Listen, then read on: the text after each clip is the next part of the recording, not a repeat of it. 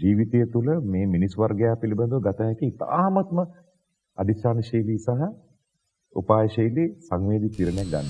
අතම් වෙලාවට අලුත් නායකයෙක් වෙන්න නරේන්ද්‍ර මෝදිට මේ අවස්ථාව වෙන්න පුළුවන් මේක. ඒකට සොක්‍රටිස් කිව්වා ඒක නිසා ප්‍රජාතන්ත්‍රවාදය කියන එක මහා භයානක දෙයක්. freeeye.lk ඇමරිකා ඊශ්‍රායල් ඉරානයේ යුද්ධයේදී ශ්‍රී ලංකාවේ අසල්වැසියා දකුණු ආසියාවේ බලවත් රාජ්‍යයක් ඉන්දියාවේ පෙනී සිටීම හෝ මැදිහත් වීම හෝ ඉදිරිපත් වීම මේ මොන වගේද ඔබට? ඔබ වැදගත් ප්‍රශ්න ගහන්නේ. දැන් අයතුල්ලා කොමේනීගේ 56 වෙනි වසරක් පිරුණු පුත්‍රයාව පත් කරනවා ඒගොල්ලන්ගේ ආගමික නායකයා. මොජ්තබා කොමේනී. දැන් ඔහු මේ තනතුර බාර අරගෙන දවස් 10ක් ඒගොල්ලන්ගේ අර මඩලි සමූලුවේදී ලබා ගන්න නිර්ණායක සහ තීන්දුව මත නැවතත් පත් වෙලා ස්ථිර කරනවා. දැන් ඔහුගේ බිරිඳ නැති වුණා. මේ පුතා ගැන මම කතා කරනවා. දැන් මේ පත්ලා ඉන්නේ ගාන නායකයාගේ බිරිඳ නැති වුණා එදා රෑ. දුව නැති වුණා එදා රෑ. අම්මා නැති වුණා එදා රෑ. තාත්තා නැති වුණා එදා රෑ. සහ සහෝදරිය නැති වුණා. දැන් ෂියාවරුන්ගේ එක්තරා විදිහක ආගමික සම්ප්‍රදායක් තිබෙනවා. මේ කවුරු හරි නැති වුණාම ශෝකය වෙනවා වගේම නැවත පරිගැනෙනවා.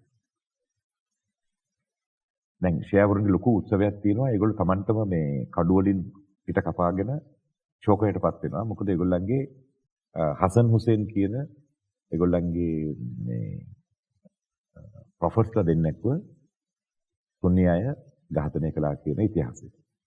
දැන් මේ 56 හැවිරිදි මේ නායකයාට දැන් මම හිතන්නේ ඔහුගේ ජීවිතය තුළ මේ මිනිස් වර්ගයා පිළිබඳව ගත හැකි ඉතාමත්ම අධිෂ්ඨානශීලී සහ උපායශීලී සංවේදී තීරණයක් ගන්න ඕනේ. එක්කෝ එයා ආගමික තත්ත්වයට වැටිලා. ඒගොල්ලන්ගේ සම්ප්‍රදාය කියන හැටියට.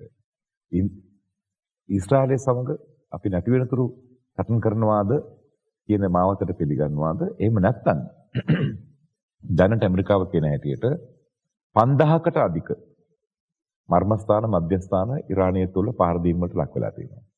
මේ තවදුරටත් ගියොත් ඉරානයේ නැවත ගොඩනැගීම කියන එක ලිබියාව, සිරියාව වගේ ඉරාකය වගේ විනාශ වෙච්ච රටක්. කවදා හරි සාමය ඇති වුණොත් ඉතුරු වෙන්නේ විනාශ වෙච්ච රටක්.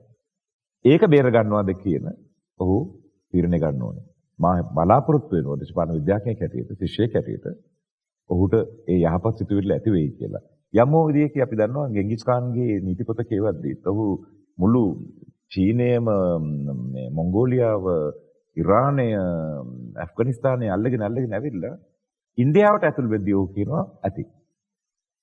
අතවශ්‍ය නැහැ ඊට පස්සේ. ඔහුගේ මේ දිනපොත්වල සහ කියන හැටියට සාහිත්‍ය දින හැටියට ඔහු කියනවා මම සතුරාට අවශ්‍ය ප්‍රමාණයට වඩා පහර දීම මගේ දුර්වලකමක්. දැන් ඒක කියවපු නැති ඇලෙක්සැන්ඩර් මේ මහා ඇලෙක්සැන්ඩර් තමයි අවිල්ලා මේ ඇෆ්ගනිස්තානයේදී අපි දකිනවා ඔහු තුවාල වෙනවා කියලා. ඔහු අරේ ඉඳලා ග්‍රීසියේ ඉඳලා ඇවිල්ලා අර ඇටේ කියන තැනට. ඕකට අපි කියනවා stalemate point of mutual hurting. රාඩ්මාන් කියන දේශපාලන විද්‍යාඥයා කියනවා වේදනාව තේරුම් ගත යුතුයි. මින් මත්තට මං අඩියක් තිබ්බොත් මේ මගේ අවසානයේ විය යුතුයි. ඒ නිසා අවසාන කවුළුව මොකක්ද? The ripen moment of negotiations. මම හිතනවා දේශපාලන විද්‍යාව මේ ප්‍රධාන රටවල් UN එක G7 වගේ රටවල් වල නායකයෝ සහ දේශපාලන විද්‍යාඥයෝ මේකට තල්ලු වෙයි කියලා. මොකද මෙයා අලුත් එක්කෙනෙක්. මෙයාට ඉතුරු වුණොත් සොහන් බිමක්. එයා ඉතිහාසයේ ලියවෙන්නේ වැඩි නායකයෙක් හැටියට. සොහන් බිමක් අයිති කරගන්න අවශ්‍ය නැහැ. එයාට මේ පොඩි කවුළුව තිබෙනවා.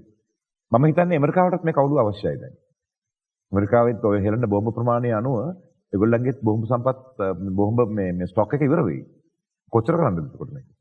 ඒ නිසා මම හිතන්නේ මගේ බලාපොරොත්තුව නම් මගේ සුබවාදී බලාපොරොත්තුව නම් මේක නොගැස්සී කොහොමත් තව සති දෙකකින් විතර දෙපාර්ශ්වයේ දැන් අපි යුද්ධය කරන්නේ එළියේනේ.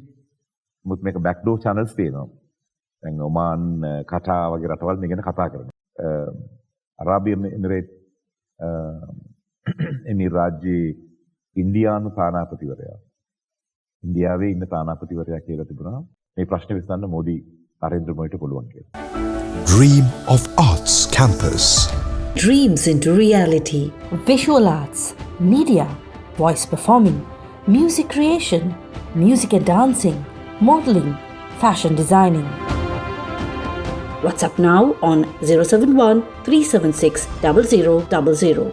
නරේන්ද්‍ර මෝඩිගේ එක උත්සාහයකින් ඇමරිකාවත් ඊශ්‍රායලයත් ඉරානයත් එයා කියන එක අහයි කියලා. අතම් වෙලාවට අලුත් නායකයෙක් වෙන්න නරේන්ද්‍ර මෝඩිට මේ අවස්ථාව වෙන්න පුළුවන් මේක. ඔහු කොහොමද මේ සම්බන්ධයෙන් ඔයාගේ ප්‍රශ්න එකයි වැදගත් වෙන්නේ. ඔහු මේ වෙනකොට ජාත්‍යන්තර තලයේ හිතවත් නායකයෙක් හැටියට අරාබියද බටහිර ලෝකයේද ආර්ථික හේතුන් නිසා වෙන්න පුළුවන්. නමුත් නරේන්ද්‍ර මෝඩිගේ පසුබිම දිහා බලුවොත් ඔහු සාමාන්‍ය පවුලකින් ආපු කෙනෙක්. දේශපාලනයේ උදාහරණ මතයන් මොනවද? ඔහු ඔක්ස්ෆර්ඩ් ගියේ නැහැ. ඔහු නිව් ඩෙල්ලි විශ්වවිද්‍යාලයට ගියේ නැහැ. අපි දන්න හැටියට ඔහු මේ ඒක මිත්‍යාවද්ද දන්නේ නැහැ. මේ ඔහු කෝච්චියේ තේවික කෙනෙක්. එහෙම හිටපු එක්කෙනෙක් දැන් ජාත්‍යන්තර තලයේ ප්‍රශ්න විසඳන්න පුළුවන් නායකයෙක් බවට බුද්ධිමත්ව හැසිරෙනවා දැන්. ඒක නිසා මේ මොහොතේදී නරේන්ද්‍ර දාමෝදර දාස් මෝඩි රාජ්‍ය ජාත්‍යන්තර නායකයෙක් බවට පත් වෙනවා. අපි කියමු එක්සත් ජාතීන්ගේ සමුළුව විසින් ඔහු පත් කළොත් තවත් කීප දෙනෙක් එකතු වෙලා මේ ලයිලයි සාමසාකච්ඡාවට යන්න කියලා ඔබගේ නායකත්වයෙන් මම හිතනවා ඒක හොඳ අවස්ථාවක් කියලා. මෝදි ජනාධිපති මේ අගමැතිතුමා සහ ඔහුගේ වෙළඳපොළ ශක්තිය බිලියන 900ක් මධ්‍යම පන්තික වෙළඳපොළ ශක්තියට සවන් නොදෙන කෙනෙක් නැහැ අද වෙනකොට. ඇමරිකාවෙත් ආයෝජන තියෙනවා ඉන්දියාව ඇමරිකාව මේ ළඟදී ආවිල්ලා AI සමුළුවක් තිබ්බා. ලෝක සමුළුව තිබ්බ ඉන්දියාවේ. ඒකට ආයෝජනය ගලාගෙන එනවා ඉන්දියාව තරහ කරගන්න කැමති නැහැ. මම හිතනවා ජයශංකර් ලෝකෙට මේ සුබ්‍රමණ්‍ය ජයශංකර් මගේ මිතුරා ලෝකෙට ඔප්පු කර තිබෙනවා ඔහු ඉතාමත්ම දක්ෂ සූක්ෂම විදේශ මන්ත්‍රීවරයෙක් හැටියට. ඉතාමත්ම බුද්ධිමත්ම විදේශ මන්ත්‍රීවරයෙක්. දැන් මේ කම්බිනේෂන් එක අතම්ලට වැඩ කරන්නට පුළුවන්. අපි කියමු ස්වීඩන් මේ ඕස්ට්‍රේලියාව වගේ මේකට කොහෙත්ම සම්බන්ධ නැති රටවල් කීපයක් එක්ක සමූහයක් එක්ක මේකට ඇතුල් වෙන්න පුළුවන් නම් මම හිතනවා අපිට දොරක් කවුලුවක් විවෘත කරගන්න පුළුවන් වෙයි කියලා. ඉන්දියාව මේ කල යුතු එක ප්‍රධාන හේතුවක් තමයි ඉන්දියාව ලෝකයේ ප්‍රධානම ලොකුම ජනතාවාදී රටයි. යුද්ධය වෙනුවට සාකච්ඡාවක් යුද්ධ වෙනුවට ඡන්දයක් මතවාදී ගැටුම් වෙනුවට සාකච්ඡාව සහ සම්මුතිය තමයි ජනතාවාදී මොකද අපිට එහි තියෙන්නේ බෞද්ධ ප්‍රජාතන්ත්‍රවාදී. දැන් සොක්‍රටිස් නම් බෞද්ධ ප්‍රජාතන්ත්‍රවාදී පිළිගත්තේ නැහැ.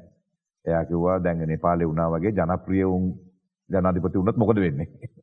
මිනිස්සු ඡන්දේ දාන්නේ බුද්ධිමතුන්ට නෙමෙයි ජනප්‍රිය සහ බොරු කියන්න පුළුවන් ඒකට. මම උදාහරණ කියන්න ඕනේ නැහැ නේ වට. එතකොට සොක්‍රටිස් කිව්වා ඒක නිසා ප්‍රජාතන්ත්‍රවාදී කියන එක මහා භයානක දෙයක්.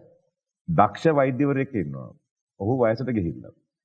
ඔහු ගාවට යන්නේ නැහැ සෙනග. මෙලෝ දෙයක් දන්නේ නැති වෛද්‍යවරයෙක් ඉන්නවා. ඔහු එයා සිනාමුසු මුනෙන් මේ මිනිසුන්ට රස කැවිලි කවනවා. මේ සොක්‍රටිස්ගේ උදාහරණ. එයා කියන ඒක නිසා මම මේකට කැමති වෙන්නේ නැහැ මේ බෞද්ධ ප්‍රජාතන්ත්‍රවාදයට. කෙසේ හෝ අනිකට යාට තුනේ එකනේ 500ක් පත් කළා කිසි දෙයක් දන්නේ නැති කට්ටියව මෙයාව තීරණය කරන්න කියලා මෙයාගේ ජීවිතය පිළිබඳව. ඒගොල්ලෝ කව වහදින මරන්නේ කියලා. ඉතින් සොක්‍රටිස්ගේ මේ හෙලිදරව්ව නැත්නම් එයාගේ ප්‍රකාශය එයාටම අන්තිමට බිහුණා වගේ. તો කෙසේ හෝ ප්‍රජාතන්ත්‍රවාදය තමයි අපිට අන්තිමට තියෙන එක දැනට තියෙන හොඳම මෙවලම. ඒක අඩුපාඩුකම් තිබෙනවා. බොහෝ අඩුපාඩුකම් තිබුණාට දැනට තියෙන හොඳම මෙවල මේක නිසා මම හිතනවා ඉන්දියාවට මේට වඩා කාර්යභාරයක් කළ හැකියි කියලා. කළ යුතුයි කියලාත් මම හිතනවා ජාත්‍යන්තර ප්‍රජාව මොකද ඉරානය කිසිදු බටහිර මේ නායකයෙක්ව පිළිගන්නේ නැති තත්ත්වයට පත් වෙලා ඉන්නේ. මොකද ඒගොල්ලන්ගේ තිබුණු බටහිර ලෝකයේ ඇමරිකාවත් එක්ක තියෙන ගනුදෙනුව බටහිර ලෝකයේ ඉරානයේ සම්බන්ධයෙන් කරපු සම්පාදක ඒ සම්බන්ධයෙන්. ඊළඟට තවත් එකක් තමයි ඓතිහාසික සම්බන්ධයක් තියෙනවා ඉරානයටයි ඉන්දියාවටයි. ඔය සොරාස්ට්‍රන් කියන ආගම ගලාගෙන එනවා ඉන්දියාවට. දැන් ලංකාවේ තියෙනවා මේ එහෙන් ආපු මේ පර්සියානු ජාතිකයෝ. ඔබතුමාට මතකද දන්නේ අපේ හිටිය මුදලමතිවරයෙක් චොක්සි කියලා. සීඑන් චොක්සි කියලා. එතුමා මේ පර්සියානු ජාතිකයෙක්. පර්සියානු සම්භවයක් තියෙන එක. ශ්‍රී ලංකිකයෙක් කියලා. පර්සියානු සම්භවයක් තියෙන එක. ඊළඟට තෙල් මේ තේ කර්මාන්තයේ ඉන්නවා මේ ආදම්වි ලුක්මන්ජි ඒ කට්ටිය හිටියා. ඉතින් මම හිතන්නේ මේ ඉන්දියාවට ඓතිහාසිකව දේශපාලනිකව සහ ආර්ථිකව කියන කාරණා තුන අනුවම මැදිහත් වීමේ හැකියාව තිබෙනවා. මැදිහත් වීමේ ශක්තිය තිබෙනවා. මුත් මැදිහත් වීම උමනාව තියෙනවද කියන එක මට තාමත් සැකයක් තියෙනවා. freeeye.lk